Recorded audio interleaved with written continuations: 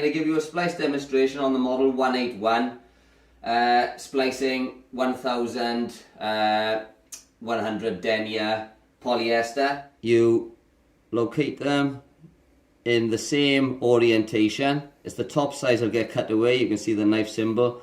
If you've got the clamps set correctly, which I'll show you in a bit, you literally just string it up. You can take your hand away, just push the button, and the clamps will hold the yarn in place, and then you should be left with a neat, strong splice. You need that setting to be on 0, and you need the clamps to be at the correct tension.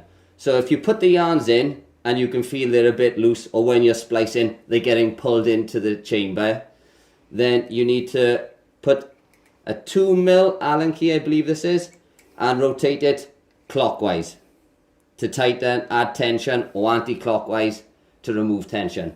There's two screws to adjust the tension of the clamp on both sides, so you need to adjust the 4. The knife side doesn't matter so much, and that's it.